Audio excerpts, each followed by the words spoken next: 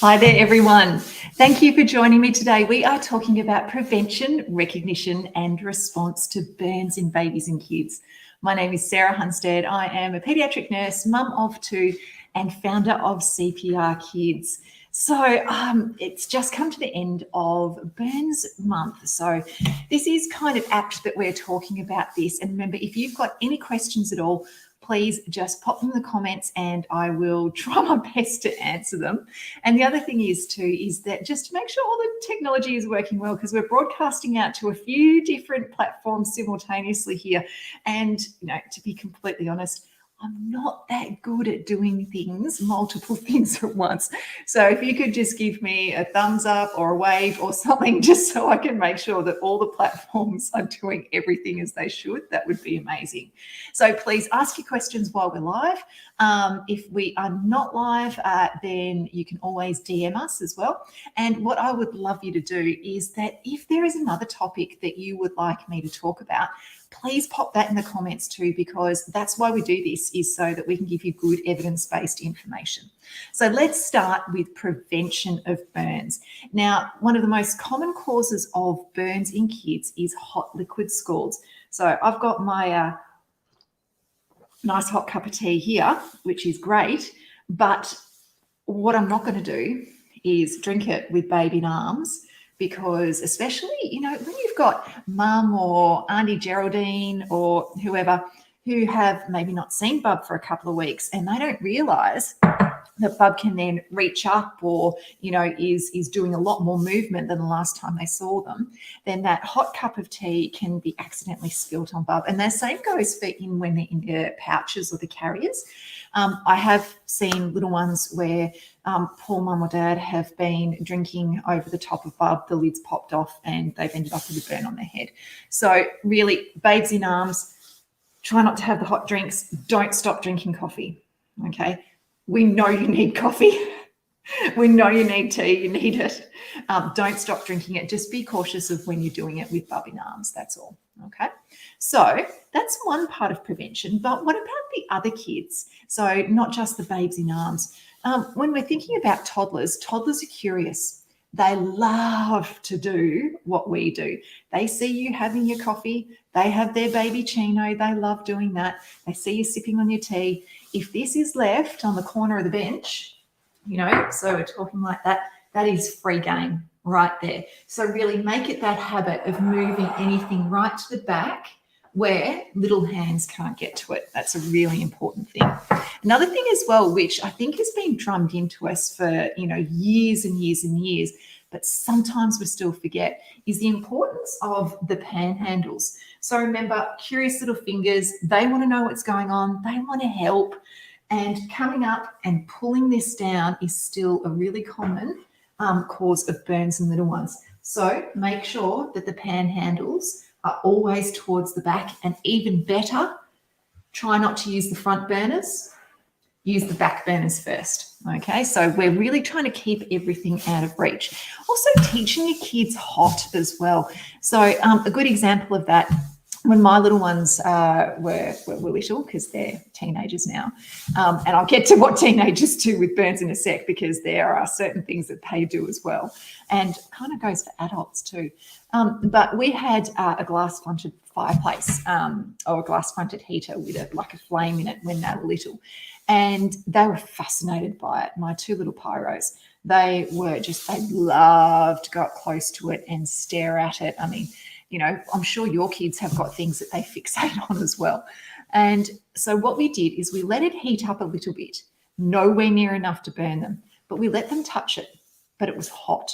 So they understood that that was hot and that that would hurt them, and they just gave it a wide berth. Even when they were older, just out of habit, they kind of walked the long way around it, just because that's what we did. So children learn by doing, and obviously that's something that you can do when something is hot, for example, like the oven, things like that.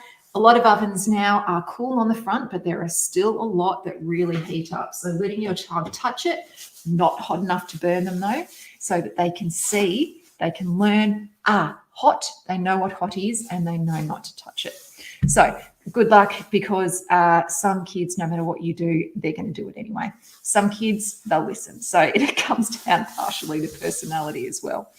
But prevention with the teenagers. So these things are a cause of burns. So eating the noodles with all of the hot water and everything in them, or the boiling water that are poured over this, on the lap.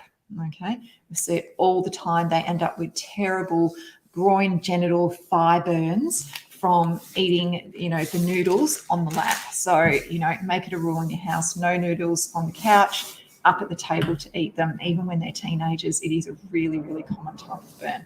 And the other one, in both boys and girls, are these, okay, the hair straighteners. And this is across the board. This is a toddler burn. This is a little kid burn. This is a teenager burn. Teenagers will often do this, and they'll end up getting burns along the edges of their ears. I'm sure there are some of you out there who have actually done that as well. So please give me a wave or a thumbs up if you've done that. I know that I've touched the top of my ear and it hurts.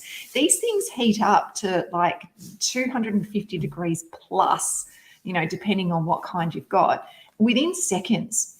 And so, thinking about the babies, they've also got these really long cords. So you might have it plugged into your bathroom. You leave it on, the bathroom ledge or next to the bathroom sink or whatever.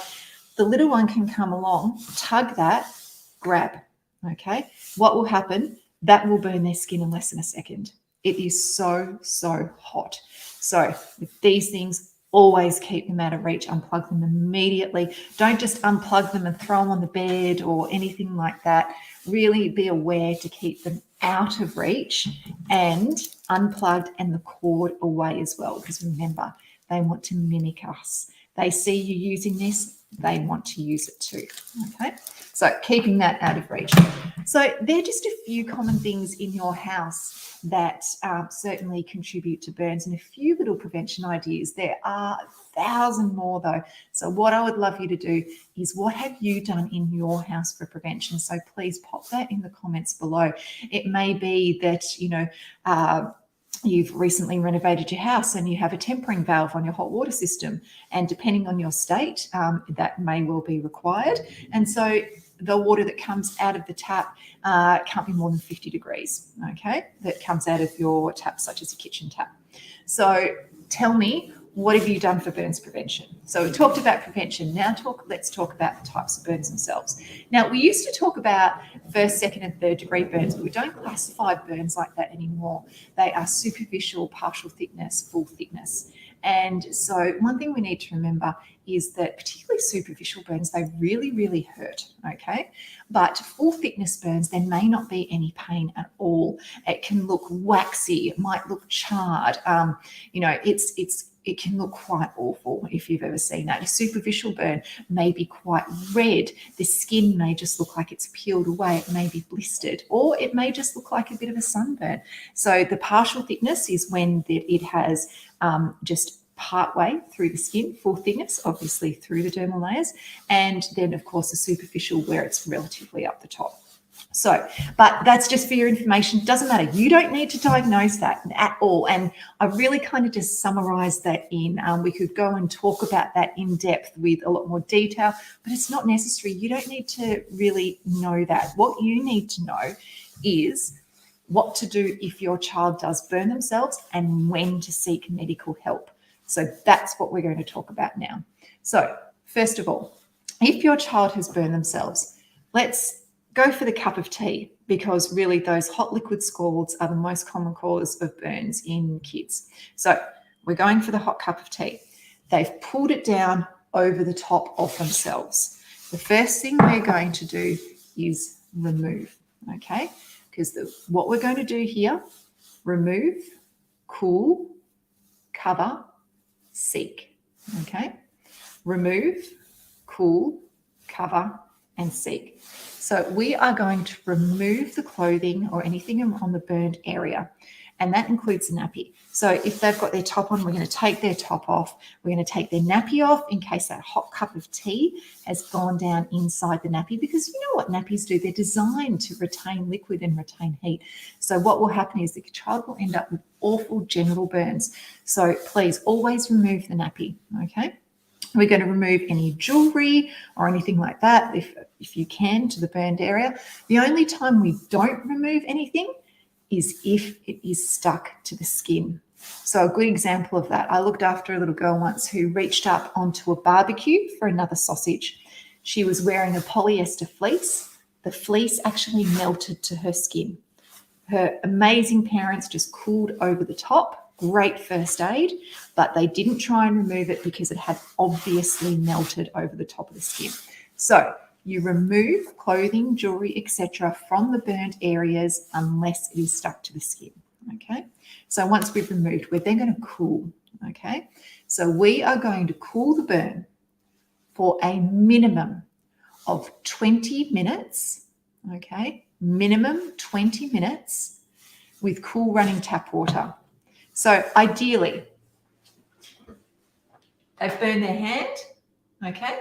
We can use the kitchen sink. And sorry, I think for some of the platforms, I might have just appeared out of the camera there. You couldn't see me. Sorry about that. But there is a sink right next to me. And so, you know, if they've burned their hand under the kitchen sink, okay, just that cool running tap water. Cool running water is ideal, okay? But if you don't have cool running tap water available, you can use pretty much anything that is a clean liquid. So for example, you're at the park at a barbie and your little one pops their hand on top of the hot plate. All you've got with you is some beers or some soft drink. Use that initially to cool the burn. Do not put ice on the burn. Do not put creams, lotions, egg white, honey, yogurt, tomato sauce, jam, nothing, okay? We are just doing a cool, clean liquid. Remember, water is ideal. That is ideally what we want. But at the time, if you don't have it available, you can absolutely open up a can of lemonade and start pouring that over the top to cool the burn, okay? So, and if you're wondering, Sarah, did you just make this up? Like, seriously? No, it is in the Australian Resuscitation Council guidelines, okay? So the guidelines changed recently and they state any cool, clean liquid can be used if water is not available, okay? So, but in your home, you're going to have water available, all right? Because unfortunately, most accidents actually do happen within the home. So you're going to have that available. We'll go back to that scenario that we've said about the tea down the front. What you could do is scoop up your child, step into the shower, okay? Turn on the cold water, have that going over their burned bits, but keep their unburned areas warm. This is really important because we don't want them to get too cold. So remember, we're cooling the burn, not the baby, all right? So we're only cooling the burned areas. That's why we don't pick them up and put them in a bath of cold water or something like that. We're only cooling the burned areas. So we do that for a minimum of 20 minutes. But what about if it's on their face, if they've poured down that hot cup of tea that's around here? I don't know about you, but if somebody tried to shove my face under a shower, I would freak out. I really would.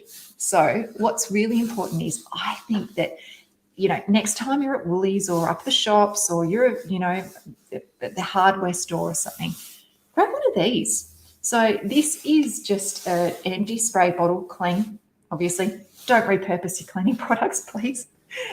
This lives with my first aid kit. So this is a clean bottle, never been used, lives with my first aid kit. And so just unscrew it, put your cold water in there and just spray on.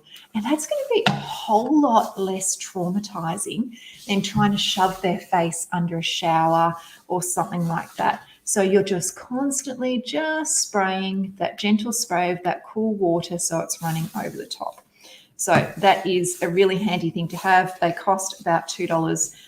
Good investment. Just don't use it for anything else. Make sure it lives with your first aid kit, okay? So just a little hack there that I think is quite good. So we've talked about removing clothing and jewelry. We've talked about cooling the burn for a minimum of 20 minutes and the different ways that we can do that. And then we are going to remove, cool, cover. Okay. We're not going to cover it in any of the stuff I just said. No tomato sauce, jam, egg whites, manuka honey, that kind of stuff. Why? Because burns in kids need to be seen medically. Okay. So, okay, we've got an example. They've poured, they've splashed a little bit of tea on their arm. You've cooled it for the 20 minutes. You can't even see where it was, or there's just a tiny little red mark. That's okay. That's all right. Treat at home. All good. Okay. But if it is blistered, if the skin is disrupted at all, so it's peeled away, anything like that, it's just got to be seen medically. So whether that's just a trip to your GP or for a more serious burn, it might be an ambulance to hospital. So when would you call an ambulance? There's a few different reasons why we would. So any large burn areas, because children can lose a lot of fluid for the burns, they can be incredibly painful as well, as we talked about before, sometimes not painful, but we talked about that earlier for the really bad burns. Now, anything that involves their airway, anything that involves around their neck, their chest, any sensitive areas like the genital region, any large burns, any burns that prevent you from being able to safely transport them to get medical help. So, for example, they've got a burn across here. You can't plug them into their car seat properly because of this. So those different things, if they are in extreme pain. Now, I will put a fact sheet as well in the comments below so that you can, those of you on Instagram, you won't be able to access that through there, but through our YouTube and our Facebook. I'll put the link there, but it is to the Sydney Children's Hospital Network Burns fact sheet. Okay, so Google that, everybody on Instagram. And what that will do, it's got everything that I'm talking about here, but in more detail, because otherwise we'd be here for 3 hours. So remember, I'm trying to give you just the gist of what you really need to know here. Okay, so we just talked about when you would call an ambulance. And the reason that medically that a burn needs to be seen in kids, for example, they've touched the heater and they've got a couple of blisters down here, is that we don't want them to scar, because if that burn scars, then scars don't grow, but kids have got a lot of growing to do. So you might find that they end up with a finger like this. So that's why it's really important that it gets a good burns dressing on it and gets reviewed by a doctor or the GP practice nurse, depending on how bad the burn is, purely so that we can get them to heal really, really well. I don't know about you, but I've burnt myself on the oven and I've gone, I'm old, I'm all right. I cooled it. Yes, I need to put a dressing on it, but, I'm okay. With the kids, please don't do that, okay? We really do need to make sure that that burn is seen and that it is treated appropriately, because they've got so much more growing to do than what we do, okay? So you're going to cover that burn. We talked about what not to cover it with. Don't put any creams or lotions, not even any burns creams on them. Please don't put those on, because otherwise when you arrive at the doctor can't see the burn. So they're going to have to get that off, and that is going to be next level painful, okay? They need to be able to see and assess the burn. So nothing on there except, and I've just opened my drawer and there's no cling wrap in there. I got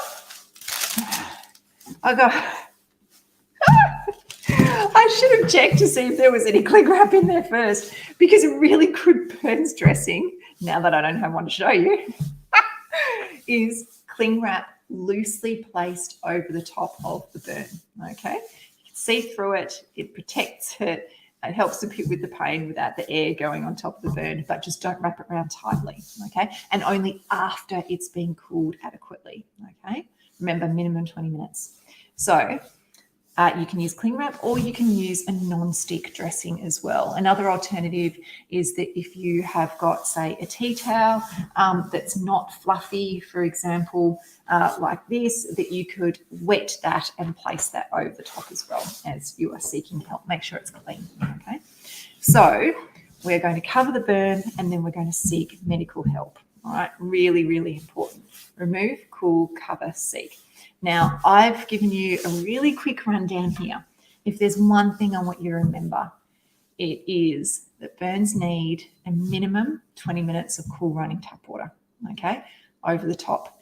And 20 minutes may as well be 8 hours in a screaming toddler, but you've got to do it because we want to stop the burning process, okay? So apologise to all the vegetarians out there, but you know when you cook a steak, you cook the steak, you take it off, you let it rest, it continues to cook. We're the same. Remove the heat source, right? Okay. And still that burn is going to still keep burning. We've got to stop that burning process. And that's how we do it, by cooling the burn. Okay. So minimum 20 minutes of cool running tap water. All right. So we have talked about remove, cool, cover, and seek. Yeah. Now, what I would love to do is answer any questions that you have. If there's no questions, please make sure that you go to the fact sheet, download it. So Sydney Children's Hospital Network or Children's Hospital Queensland fact sheets, or Royal Children's Hospital Melbourne fact sheets. Just type in burns. You will get exactly what to do, okay? And if you want to check anything that I've said, some other really good resources are the Australian Resuscitation Council Burns Guideline. It's under trauma. And also there is the Research Institute, and I've completely forgotten the name of it. It's in Queensland. Oh, my goodness.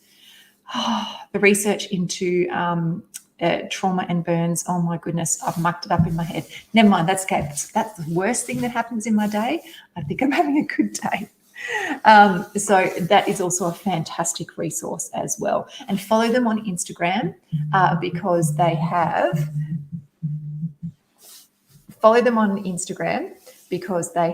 an absolute, okay, move the camera there. Broadcasting to multiple platforms. It's, too much difficulty for my old Gen X self. But anyway, really important. Please have a look at those. I will pop them in the comments on the platforms that allow it. And remember, remove, cool, cover, and seek. Thank you so much for joining us, everyone. We'll speak to you soon.